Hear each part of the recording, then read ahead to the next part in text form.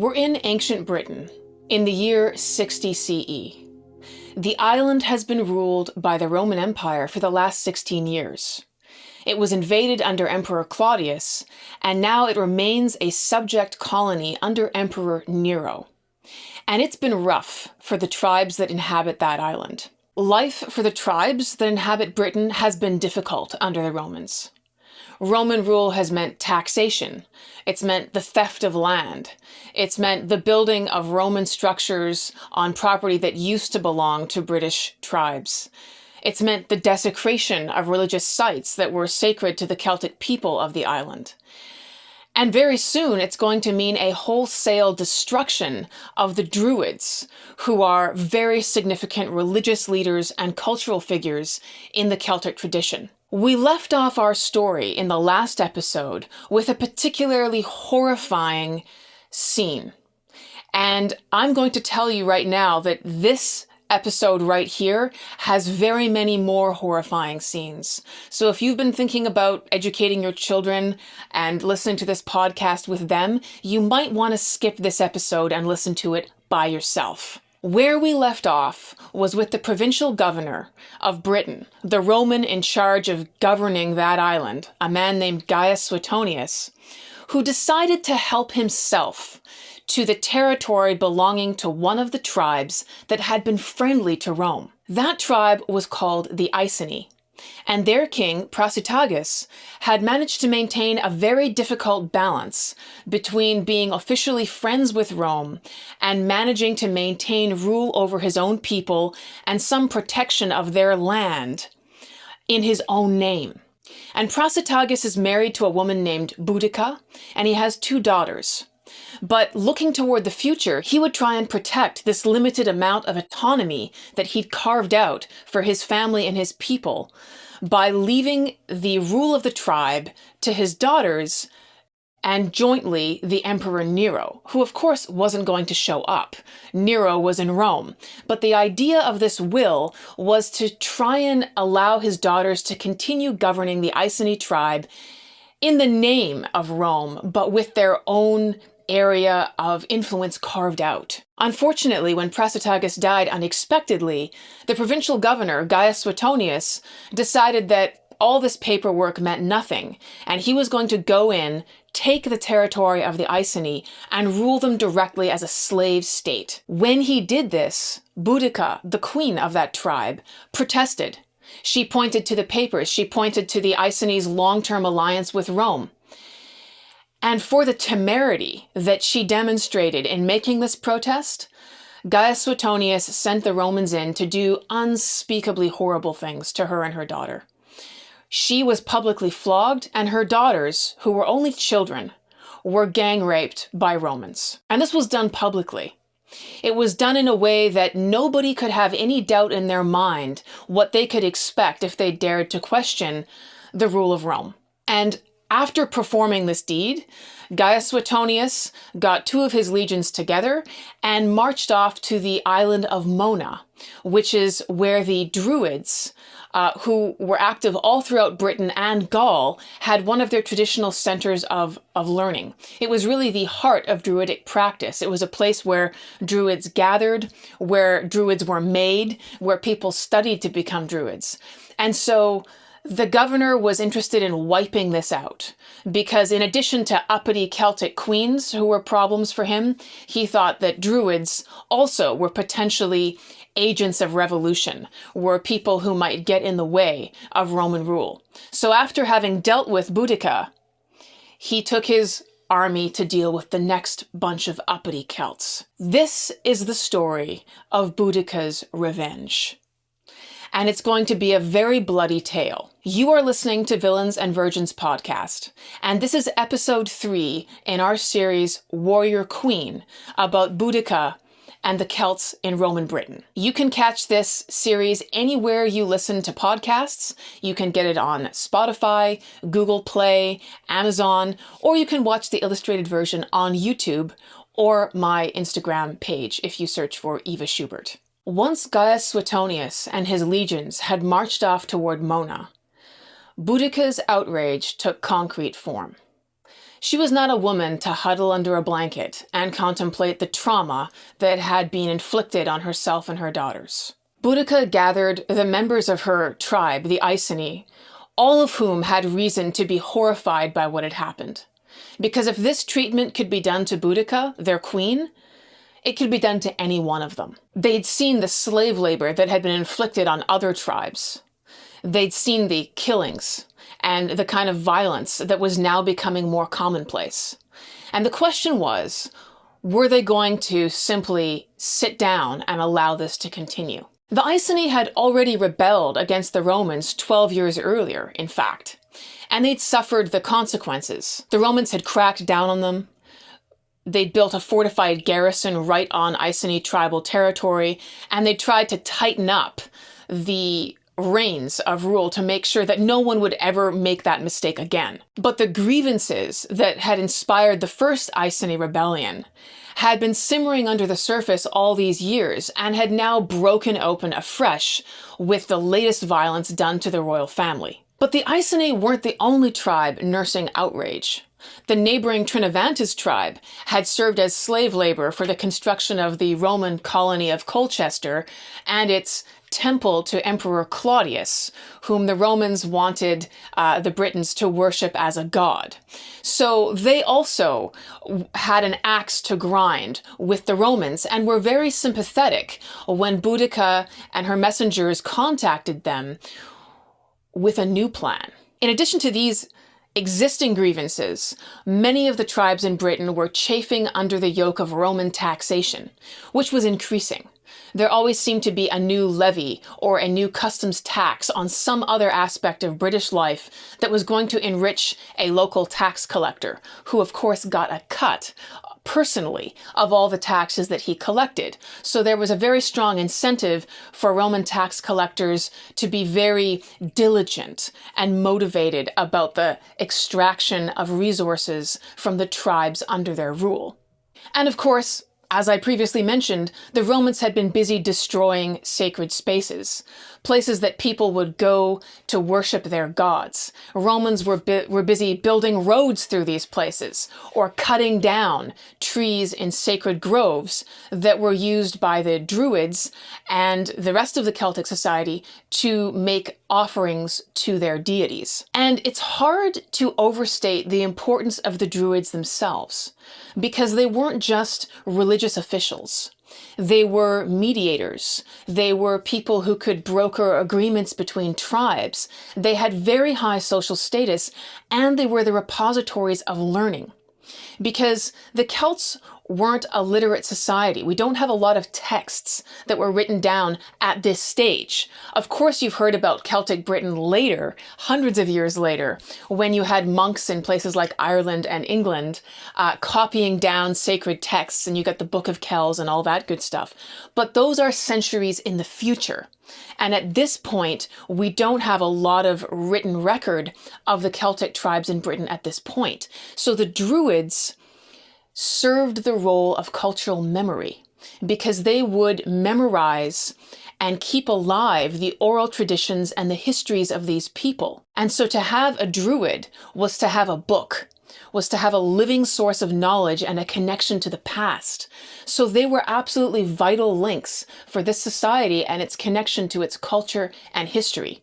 And it was these very people, the Druids, that the Romans were at this moment intent on wiping out. There are some historians who are of the opinion that this act alone, this Roman attempt to wipe out the Druids in Britain, would have been enough to incite a rebellion. So the Druids had their main center in Britain on the island of Mona, which is on the far west coast of Britain in the area now known as Wales. So if you look at a map of modern Britain, you're going to see that the Roman legions had to cover a very significant distance, which they would mostly be doing on foot. They were marching. So they would be traveling from modern Kent, which is in the southeast of Britain, straight across Britain, basically at its widest point, to modern Wales. This is a distance of some 384 kilometers, or 230 miles as the crow flies. The average ordinary marching day for a Roman army would cover 15 to 18 miles on foot. Now, if they wanted to move quickly, 20 miles a day was not uncommon. So when you look at that distance and you factor in a brisk daily pace of, say, 20 miles, that still means that it's going to take those legions approximately 12 days to travel from where they started in Iceni territory all the way across Britain to reach what is now Wales and the Isle of Mona. And then they're going to do whatever they have to do over there. How many days it takes is uncertain. And then they'll need to march all the way back, which is going to take them at least another 12 days. So this distance gives Boudicca and her rebels some time. Boudicca successfully mobilizes a small army of fighting men. And this army is going to increase dramatically as the days go on. It's not certain exactly how many she had initially, but we can assume that they were a couple of thousand at the minimum. And they fixed their sights on Colchester. Now you have to understand that Colchester was sort of the Roman showpiece in Britain. It was the first colony. It was a place where land had been taken from Celtic tribes and had been awarded to Roman legionaries who were now retiring as payment for their service. So it was intended to be this showpiece of Roman settlement. And it had civic buildings, it had the Temple of Claudius, which was much resented by the local British tribes. And it was a place where not just legionaries, but their families, their wives and their children could settle and live like Romans in a foreign place.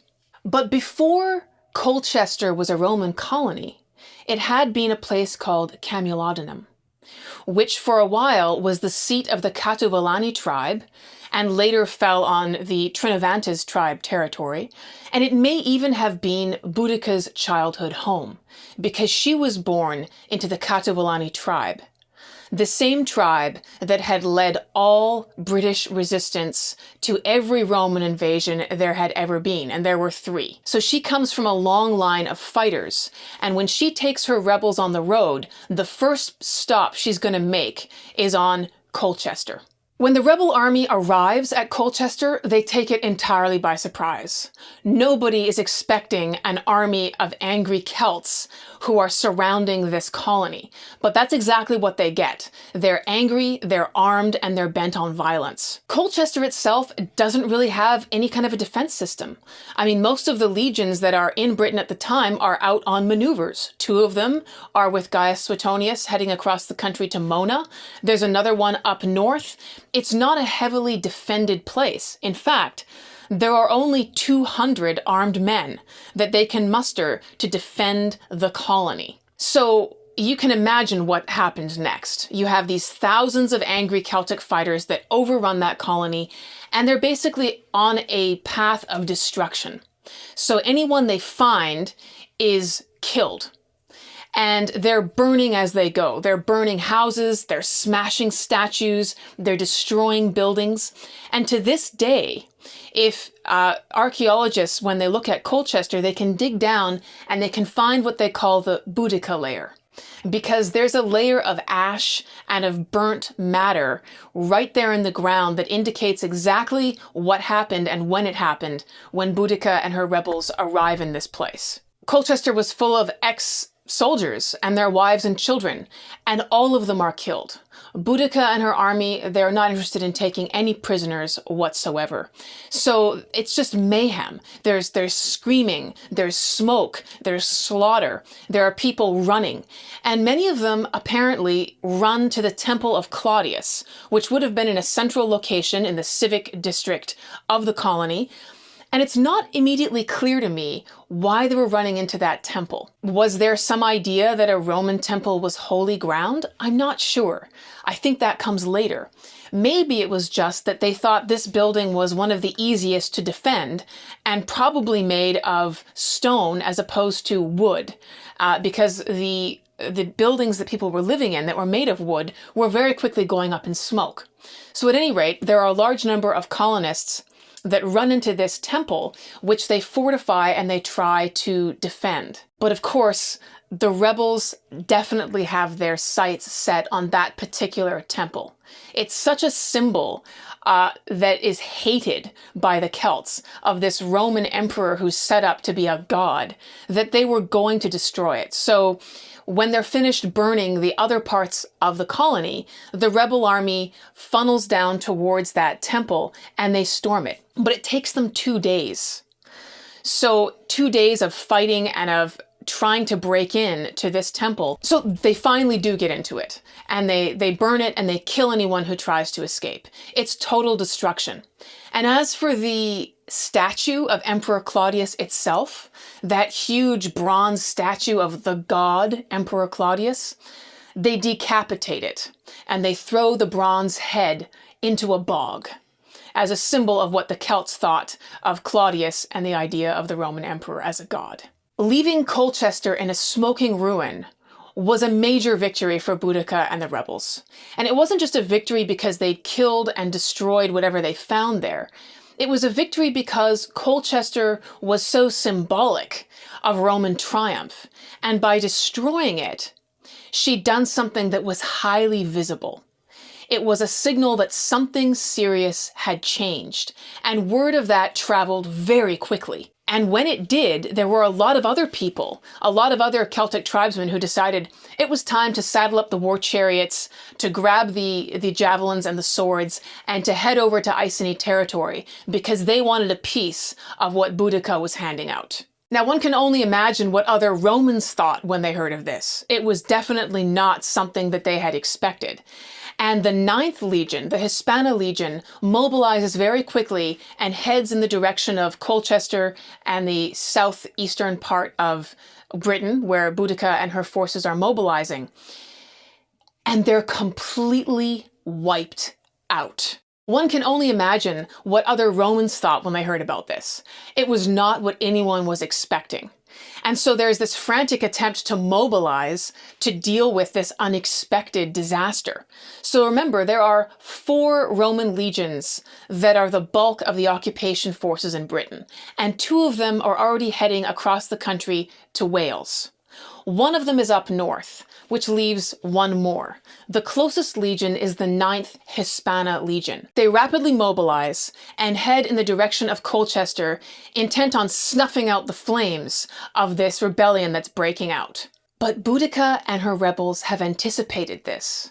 They know that the 9th Legion is likely to be heading their direction, and so they lie in wait. They prepare an ambush. And when the 9th Legion shows up, they destroy them. Now, you have to recognize how significant this is. Because, yes, Boudica has a lot of angry Celtic warriors on her side, but the Romans are the most experienced and the most professional army in the field in the world at this time. Their soldiers are professionals, meaning that they're working continuously. They're out on tours, they're out on campaigns all the time. These are not guys who are serving, 5 or 6 years in the army and then going back to do other things and being called back in as needed. At this point, Rome has a professional standing army. And that's what gives them the edge on so many other fighting forces in the world at that time, is they're just so well practiced. They're so experienced, and they're very, very effective. So for Boudicca's forces to wipe out the entire 9th Legion is an amazing feat. Apparently there are only a few members of the cavalry, the mounted legionnaires from that unit that managed to escape to tell the tale. But for all intents and purposes, the 9th Legion is decimated. Of course, this victory only further encouraged any other British tribes that heard about it, and so there's this snowball effect as word of these victories leaks out that the Romans are becoming increasingly concerned and the Celts are becoming increasingly excited. So more and more Celtic warriors begin to arrive to join up with Boudicca's rebels.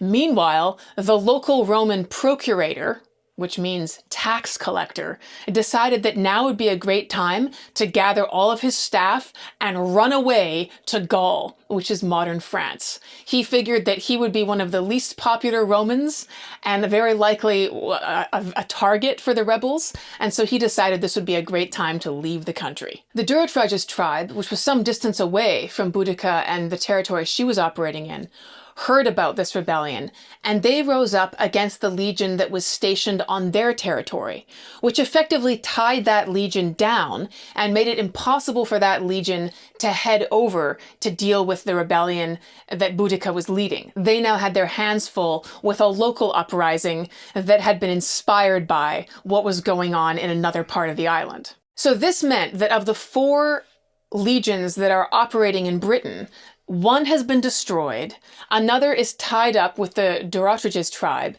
and the 2 others are headed over towards Wales with the provincial governor. This leaves Boudica and her rebel army with a lot of space to maneuver, and that is exactly what they're going to do. Andrasta was a war goddess worshipped across the island of Britain, and she was the particular patron goddess of the Iceni tribe. Like many goddesses, Andrasta had 2 aspects. In her fair aspect, she was the goddess of love and fertility, but she also had another face. The dark side of Andrasta was the war goddess. In this aspect, black birds, like crows and ravens, were her symbols. These birds were allowed to feast on the heads of enemies that Celtic warriors would cut off in battle and stick on stakes and leave out on the battlefield, specifically so that the ravens or crows of Andrasta could come and feast on the spoils of battle. She was worshipped in secret forest groves, often with human sacrifice. She could be consulted on matters of divination, like what the future would hold. And she could also be propitiated for victory. In fact, the name Andrasta itself is synonymous with victory. She was believed to be in charge of the outcome of battles. Now, some historians have speculated that because the meaning of Boudicca is also victory, that this might not actually have been the name of the Queen of the Iceni, but more a title that she was given. And we know that Boudica specifically and repeatedly invoked the goddess Andrasta throughout her rebellion. She made sacrifices to the goddess to ensure victory. So the name Boudica might not actually have been her name. It might have been a title that she was given to indicate that she was a servant of the goddess, or a priestess of the goddess, or even a manifestation of the goddess Andrasta herself. And we're going to see Boudica calling on Andrasta at many points in this rebellion, by name specifically. Prayers offered to her, pleas for victory. And Boudica sacrificed people to Andrasta. This is something that we have written records of, and I'm going to give you some of those details in a moment, because Boudica and her rebels, throughout this entire uprising, they take no prisoners. And this is kind of remarked on by the Romans as odd, because in many other armed conflicts, yes, there's going to be killing, but there's also the taking of slaves who can be sold to benefit the victors. There is the taking of hostages who can be used to make arrangements that are favorable with the enemy. And Boudicca and her rebels do none of this. They kill everybody. Some people are killed immediately, and others are killed a little bit later, ritually, as part of sacrifices to Andrasta. Now, we can see Andrasta invoked in a number of places, and there's a speech that's attributed to Boudica.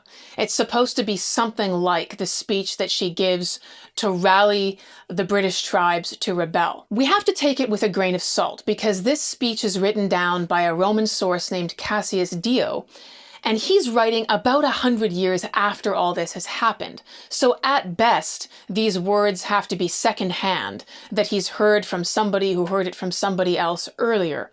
It may even have been a speech that Cassius Dio himself penned to represent what was known about Boudicca, or the impression that she'd left on Romans. So We shouldn't think of these words as literally what Boudica said, but they were certainly inspired by what she was like, even if through a Roman perspective. So I'm going to quote from Cassius Dio directly. The speech that he recorded drips with contempt for the Romans and for the Emperor Nero in particular, whom Boudica here characterizes as a woman. And she also invokes the war goddess Andrasta to bring the Britons victory. Let us therefore go against them, trusting boldly to good fortune. Let us show them that they are hares and foxes, trying to rule over dogs and wolves.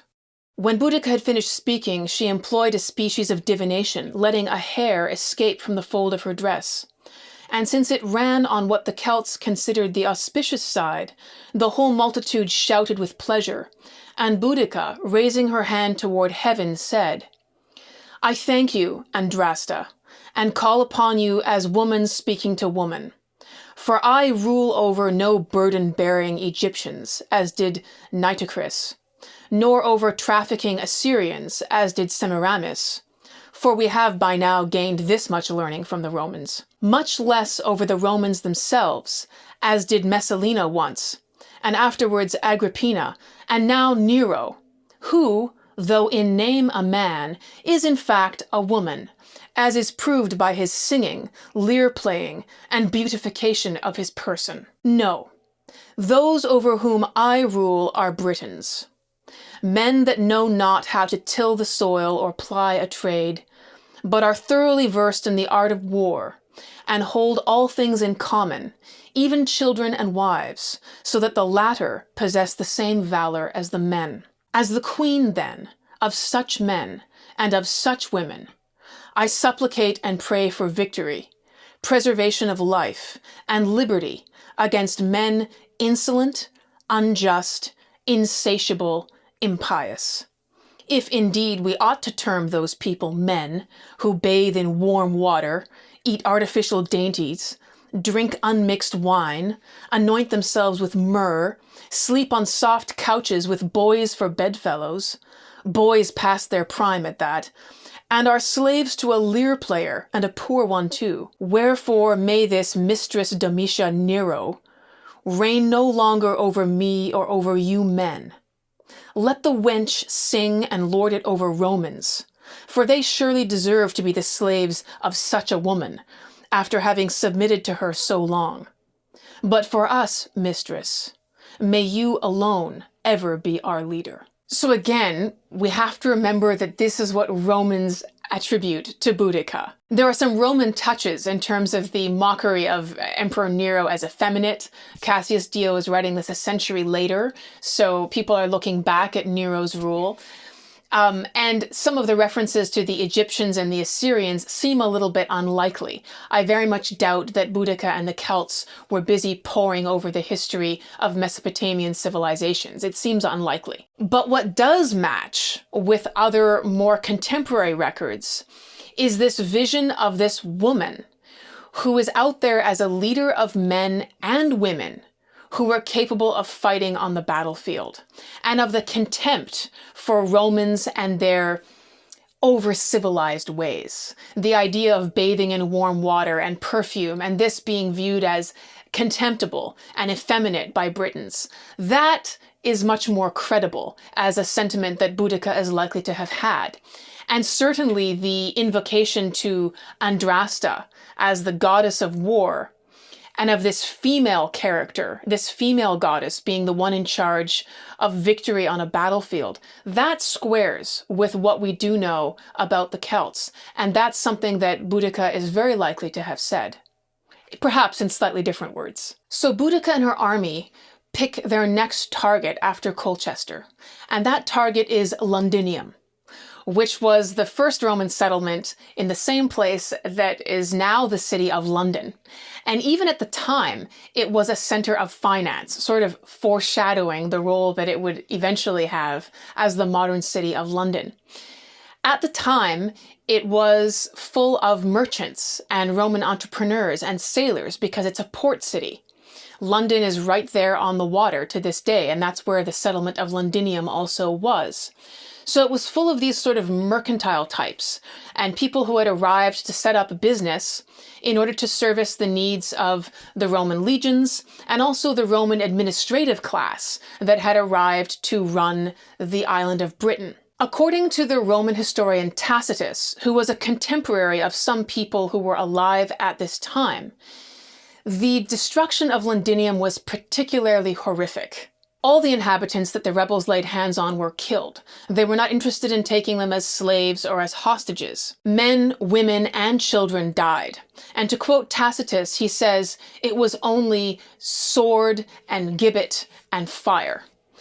And if you know anything about ancient methods of killing people, probably the sword would be the most preferable of these. It would be the fastest. A gibbet, of course, is an old-fashioned word for gallows. You know, people being strung up and their bodies swinging in the breeze. That was what was meant by that. And fire. I mean, everything was burned.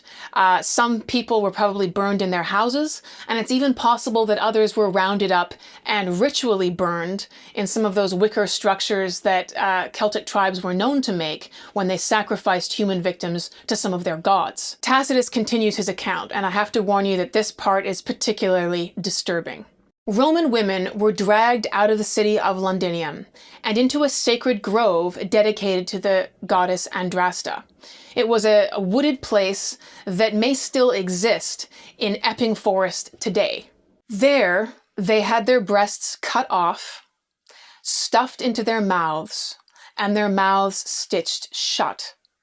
And then they were impaled. It's not clear from the account of Tacitus if the impaling happened before the mutilation or afterwards, but however you want to think about this, what was going on was torture and mutilation, and it seems gratuitous. The amount of suffering and the amount of horror involved here is a lot more than you would need to inflict if you just wanted to kill people.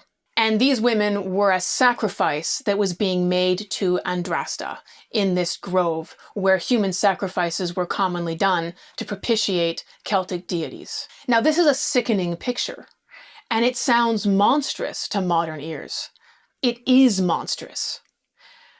But we have to remember that this is taking place in a world in which butchery, slavery, rape, and torture are commonplace. This is a world that existed nearly 2,000 years ago, and the norms of behavior are very different from the ones that you and I have ever had any experience of.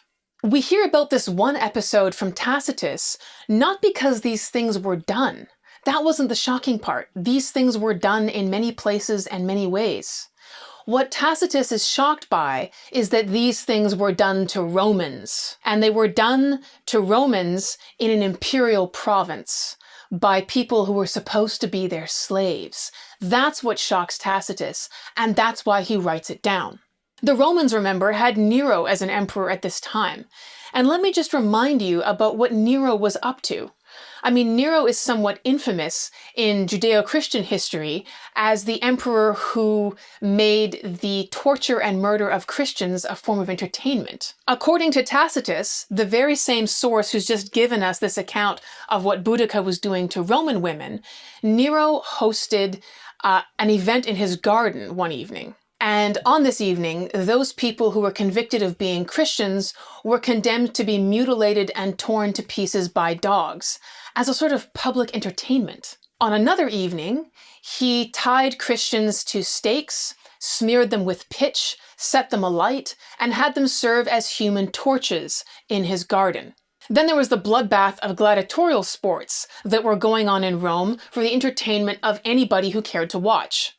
And this was happening in the grand arena in Rome, but also in many smaller arenas in different Roman provinces and cities all over the place. We think of gladiators through films where guys like Russell Crowe are fighting gloriously for a moment of honor and victory in front of a cheering audience. But the truth is a lot less glamorous. Many gladiators were prisoners of war or slaves who had absolutely no choice in the matter, and they were sent into the arena again and again while their suffering, their wounds, and their eventual and inevitable death was going to serve as entertainment, casual entertainment for people who were bored on a Roman afternoon. But gladiators weren't all that were going on in the arenas. Executions of people who were condemned for various crimes or for being enemies of the state were also turned into entertainment. Those who were deemed enemies of the state, including Christians on some occasions, were condemned to death ad bestias, which means by the beasts.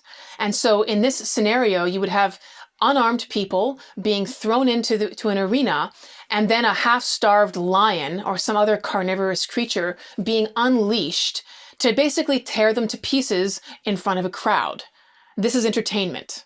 Cassius Dio, our other source for Boudica, the one who gave us that speech about 100 years after her life, also writes about the Roman blood sports in the arena. And he gives us some numbers because the Romans were able to take advantage of the large geographical area they controlled to get ever more exotic and dangerous wild animals that they would bring in from remote places and use as part of this bloody entertainment in the arena. So Cassius Dio writes, indeed, 500 lions were used up in 5 days, and 18 elephants fought against men in heavy armor. Some of these beasts were killed at the time, he says, and some a little later.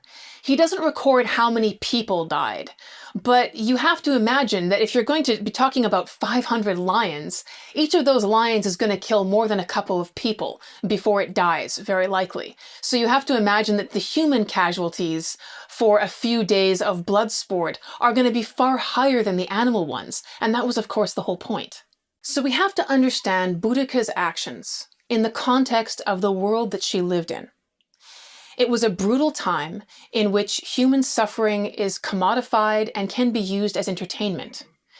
People are also routinely sacrificed to the gods, and this is a tradition that exists in Britain at this time. Certainly Boudicca had every reason to want all the divine help she could get. And perhaps the screaming of these smooth-skinned, perfumed Roman women did something in her mind to recompense her for the screaming of her own children. By this time, word of Boudicca's rebellion had reached the ears of the governor Gaius Suetonius, and he turned his army around to head back over and deal with it. In fact, he rode ahead of his army to try and get a sense of what was going on and how best they could intercept the rebellion. He realized that Boudicca's army at this point was far larger than his own, and so he didn't attempt to interfere with her destruction of Londinium. Instead, he turned around to rejoin his army and plot the best place to face the rebels in battle. Boudicca and her army turned on the third largest Roman settlement in Britain at this point, Verulamium.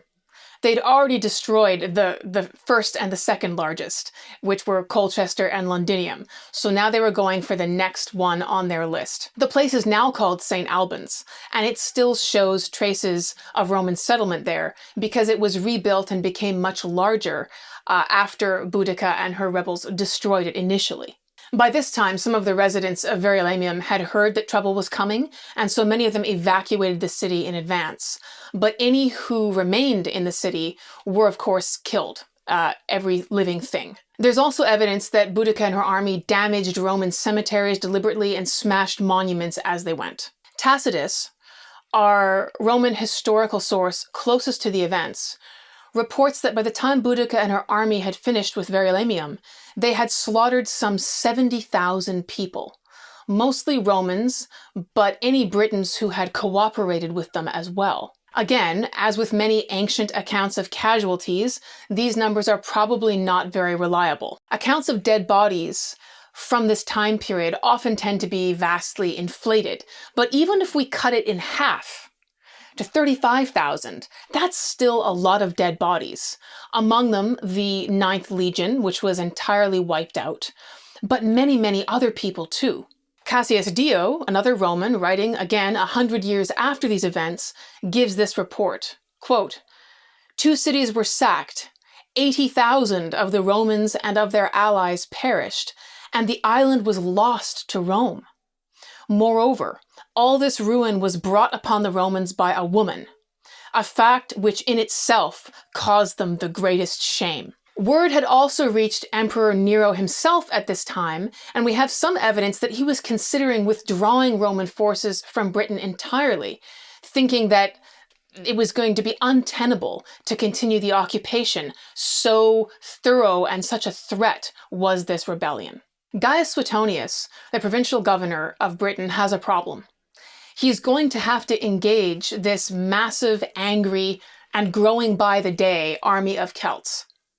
And if he loses, it's likely the end of Roman rule in Britain. But he's only got 2 legions. And a legion is approximately 5,000 men. So if he's got 2, his fighting force is about 10,000. Now, they were sometimes under strength. They weren't always at full capacity, these legions. But let's be generous and imagine that Gaius Suetonius has 2 full legions and a few auxiliary troops he's managed to be able to pull from different garrisons and forts as he went. Still, his force is going to be well under 30,000. And the accounts of Boudicca's army are massive. One source at the time estimates them at 200,000, which again is probably an overstatement, but it's a sign that people thought they were countless. They were so large that they couldn't even give a reliable figure. So Gaius Suetonius is biding his time. He watches as the rebels destroy Londinium. He masses his legions as they're attacking, as Boudicca and her forces are attacking Verulamium. And while they're busy burning that settlement, he's looking for the best possible place to engage her forces on a battlefield. And so he picks a spot very deliberately. According to Tacitus, he picks a spot at the end of a long, narrow field, where there's a very thick wood behind him, and he and his forces are sort of hemmed in at the bottom of this narrow field, which sounds like a bad thing, but it means that they can't be attacked from the sides or from behind. So he only has to focus on forces that are coming at him from the front. Furthermore, because it's a narrow field, he ensures that the full strength of Boudicca's army cannot proceed towards him at once. In fact, they have to form a narrower column and come towards him, and this allows him to deal with only a certain number of them at a time. And we know that the Romans are notorious for choosing very deliberate fields of battle and for modifying the terrain if they have the time. So they would often do things like build traps or obstacles, or in other ways enhance the supremacy of their position by building things they could use to their advantage. So we don't know exactly how much time Gaius Suetonius had here, and we don't know the extent to which he was able to modify or improve his geographical placement. But we do know that this particular spot that he used, he picked for its elements of strategic design. And he used those to his advantage, as we shall see. So, as Boudicca and the rebels are flush from the victory in Verulamium, their numbers continue to swell, and the number of war chariots and Celtic warriors that are now in the field is larger than anything the Romans have faced since they initially invaded the island to stay under Emperor Claudius. And the Roman reports indicate that the Britons were so confident of victory that as they rolled up to the battlefield where the Romans were waiting for them, they actually brought their wives and their children along to witness this great last battle and the inevitable Celtic victory that they expected was going to fall into their hands. And so you have to imagine this long, narrow field with wood and wall at the bottom of it, and the Romans sitting at the end of this field. And the Britons roll up to the entrance of this field in massive numbers, and they begin to come down the field and line up for battle in these long rows of men, many men deep. And behind them, at the top of the field, these carts. There are resupply carts, things with water and extra horses and weapons and so on, but also with their wives and children, roll in at the very back. So they're at the top of the field. Now, what this creates is actually a blocked-in area where this battle is going to take place. And the Celts have nowhere that they can really go, because their own carts and their own families are at the top of the field, kind of blocking off the natural retreat zone. And at the bottom is a thick wood and a bunch of Romans. So there's nowhere really to go very far between these two ends. The battle that's about to unfold here is referred to by historians as the Battle of Watling Street, even though the precise geographical location isn't known. We know roughly what part of England, modern England, it occurred in, but we can't pinpoint an exact field or an exact cross street. Now, before the battle, Boudica is going to address her forces, and Gaius Suetonius is going to address his. And you see this in every sort of epic battlefield scene in a film. You've seen it in Braveheart, you've seen it a million times. The leaders of each of those forces are going to say something to galvanize their fighters and remind them of what they should be aware of, and to try and motivate them for the contest that's about to unfold. And Boudicca releases again a hare, or a very large wild rabbit, which is a religious gesture. And this is an animal that was again associated with the goddess Andrasta. The Celts believed that anyone who killed such an animal would incur the wrath of the goddess and lose their ability to fight. So it's possible that by releasing this hare between the two armies, that the Celts were trying to goad the Romans into taking a shot at it, and thereby bringing down the curse of the goddess upon them.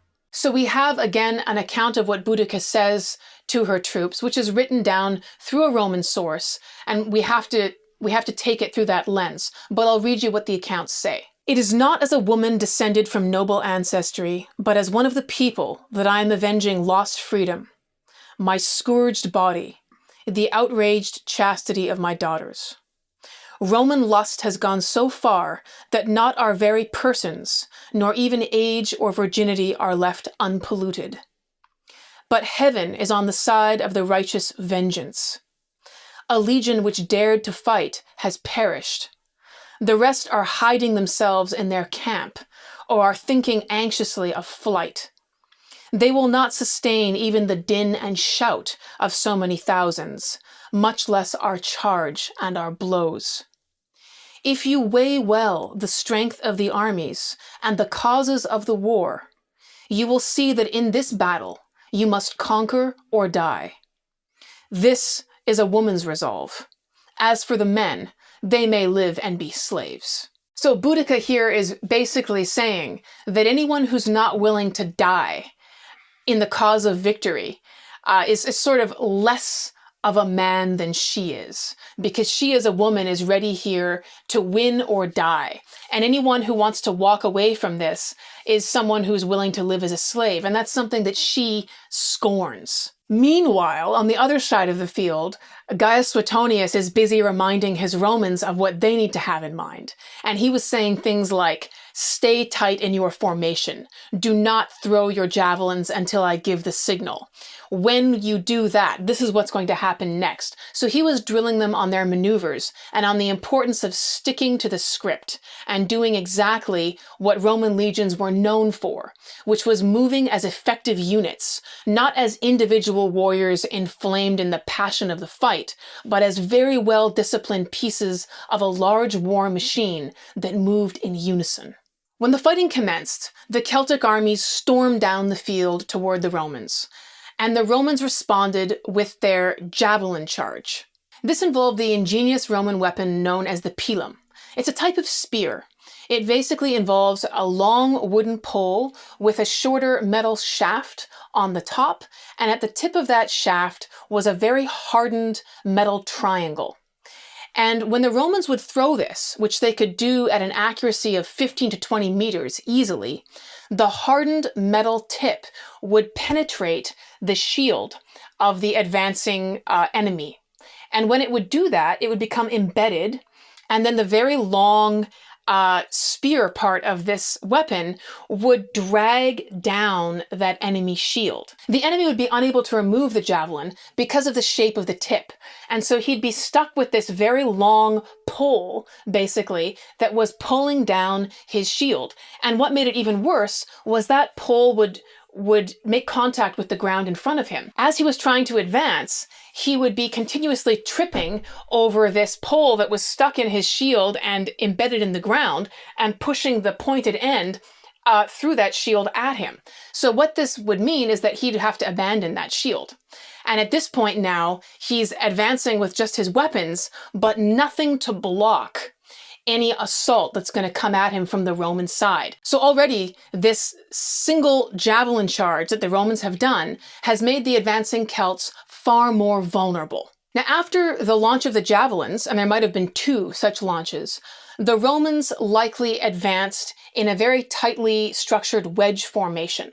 And the purpose of this was to cut through the center of the advancing enemy lines, and basically to force people into each other and to create chaos and confusion. Now, the normal response to this would be for an enemy to fall back and to regroup so that they could present a unified front line instead of having the Romans somewhere in the middle and being attacked from all directions, causing chaos, because it's very difficult when there are swords flying and screams and dust to know which swords are the enemy's and which are yours. It helps if you know which direction the enemy is in.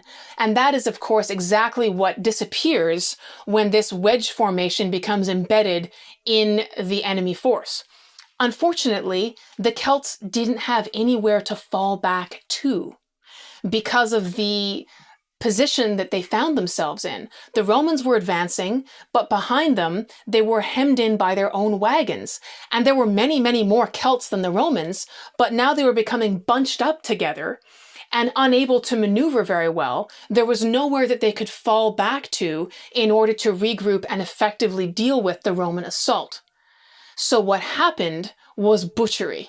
So the Celtic army gets separated and they get bunched up toward the escape routes at the top of the battlefield, which are blocked. So there are small gaps where people might exit through, and you can see that the rebel army would have gotten jammed up against these very small exit points.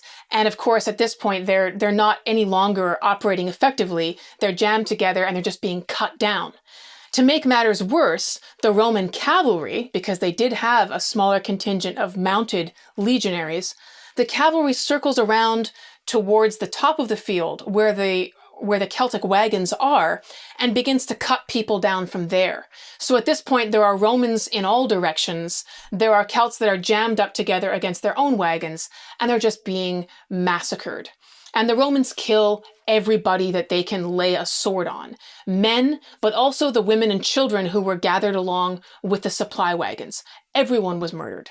They even killed the supply animals on the sidelines. And there are these heaps of bodies that are just embedded with javelins and hacked up, and then creating other barriers that people have to navigate around in their desperate attempts to avoid being killed. It was a rout.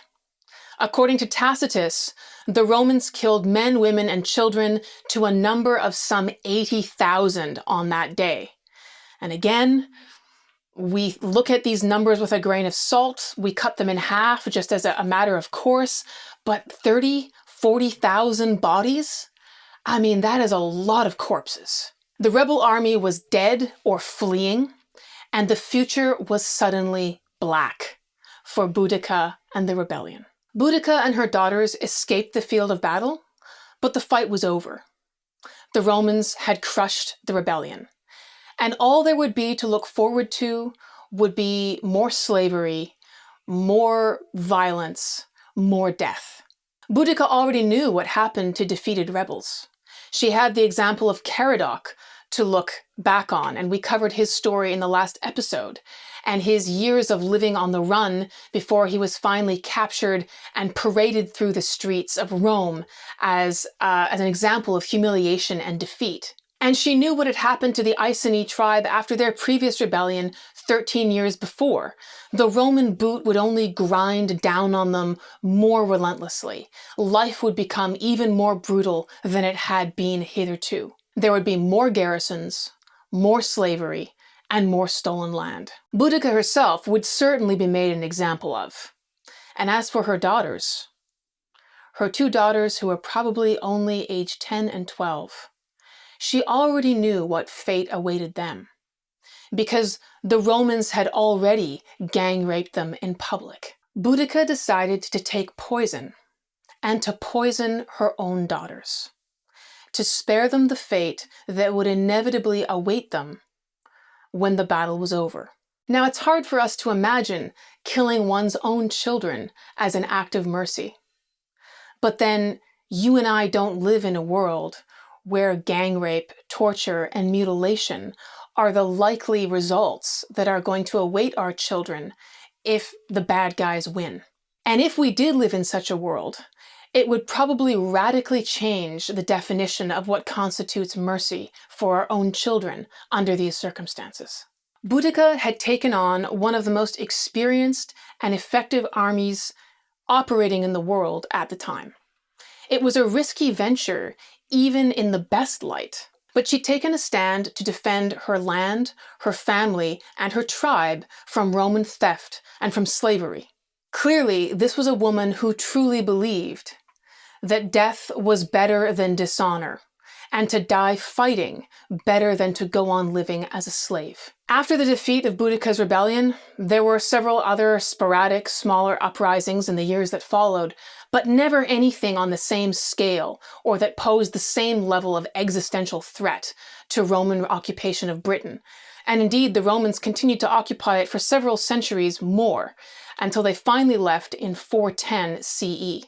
The Romans only left, in the end, when the empire had become so large that they were unable to sustain the reach that they had acquired, and they weren't able to support their armies in Britain. Funds stopped coming in to support those legions and those administrators who were there, and gradually the rule of Rome ebbed, and it was eroded, and different tribes in different parts of the empire began to take back pieces of that territory for themselves. And so we see this gradual collapse that happens, but that's still several centuries into the future at this point. Boudicca's story has continued to echo in the centuries after her death, both in Britain and the countries that emerged in that territory, modern England, Ireland, Scotland, and Wales, but also outside Britain as well. We're now living nearly 2,000 years after her rebellion, and she still has the power to fascinate us.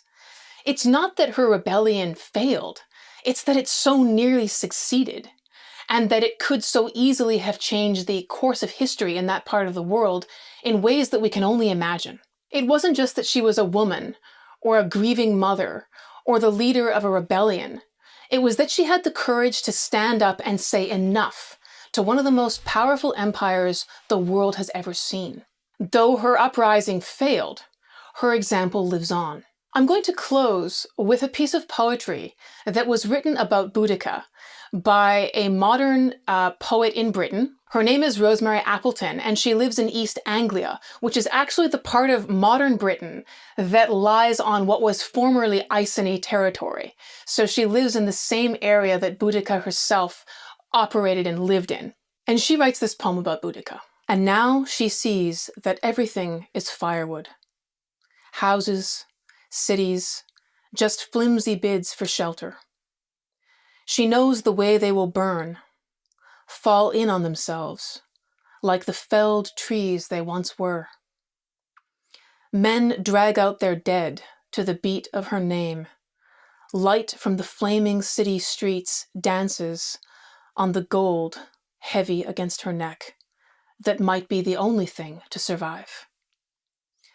Now her broken daughters bring her horse to the bottom of the hill, sun glancing off his flanks, ready for the march down this long, straight road.